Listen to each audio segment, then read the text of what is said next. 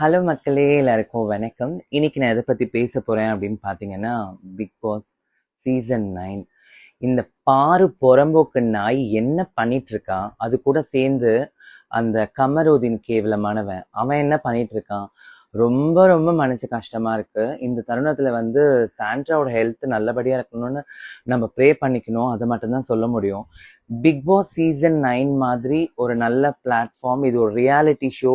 அப்படி இருக்கும்போது நம்ம டேலண்ட்டை எக்ஸ்போஸ் பண்றதுக்கு எத்தனையோ பேருக்கு வாய்ப்புகள் கிடைக்கல. இவளுங்க உள்ள போய் என்ன பண்றா? ஐயோ, ரொம்ப ரொம்ப கேவலமா இருக்கு அதை பார்க்கும்போது. ஒரு கேமுக்காக ஒருத்தவங்க வந்து பிசிக்கல் ஃபைட் எல்லாம் பண்ணி அந்த லேடியை வந்துட்டு ஒரு பொண்ணு பொண்ணு சண்டை போட்டுக்கிறாங்க. ஓகே, இந்த கமருதீனை பார்த்தா அவன் ஆம்பளையா பொட்டையான்னு தெரியல. தப்பா எடுத்துக்காதீங்க இப்படி பேசுறேன்னு சொல்லிட்டு. ஏன்னா சாண்ட்ரா எனக்கு வந்துட்டு எப்படி சொல்றதுன்னா, ஒரு கண்டஸ்டண்டா பார்க்கும்போது ஒரு ஹியூமனா பார்க்குறேன். அவங்களோட ஃபேன் அதெல்லாம் கிடையாது. பிக் பாஸ்க்கு எல்லாருக்குமே இருக்கிற ஒரு ஃபேன் மாதிரி எனக்குமே வந்துட்டு நான் ஒரு கேமை பார்க்கும் போது நான் இந்த சீசன் பார்க்கறது இல்லை. பட் இன்ஸ்டால அடிக்கடி விஜய் டெலிவிஷன்ல காட்டுறதுனால நான் பார்க்குறேன். கண்டிப்பா ரொம்ப ரொம்ப மோசம். என்னதான் கேமா விளையாடுங்க. இது ஒரு பெரிய பிளாட்ஃபார்ம். அதை யூட்டிலைஸ் பண்ணிட்டு உங்களுக்கு இருக்க திறமையை காட்டுங்கன்னா, இவங்கெல்லாம் என்ன கேவலமா பண்ணிட்டு இருக்காங்கன்றது சத்தியமா ஒரு கேள்விக்குறியா இருக்கு.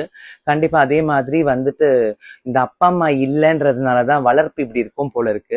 ஏன்னா வளர்ப்பு சரியில்லைன்னா எப்படி இருப்பாங்கன்றத கமருதீன் ஒரு எடுத்துக்காட்டா இருக்கலாம். அது மட்டும் இல்லாம இந்த இந்த பாரு, விஜே பாரு, இவன் ஏதோ பெரிய லேடி சூப்பர் ஸ்டார் மாதிரி பிஹேவ் பண்ணிட்டு இருக்கா. என்னங்க இவளுக்கெல்லாம் வாய்ப்பே கிடையாம ஏதேதோ பண்ணி கேவலமா சுத்திட்டு இருக்க ஒரு நாயை கூப்பிட்டு ஒரு பிக் பாஸ் மாதிரியான ஒரு பெரிய பிளாட்ஃபார்ம் கொடுத்துருக்காங்க.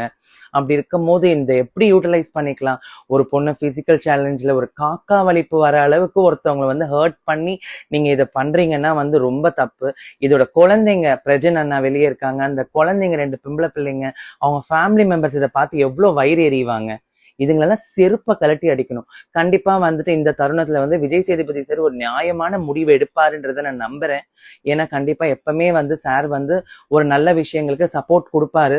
அப்படி இருக்கும் போது இந்த விஷயத்துக்கு வந்து கண்டிப்பா ஒண்ணு பாரு இல்ல கமருதீனுக்கு ரெட் கார்டு கொடுத்து அந்த புறம்போக்கு நாய்ங்களை வெளியே அனுப்புங்க.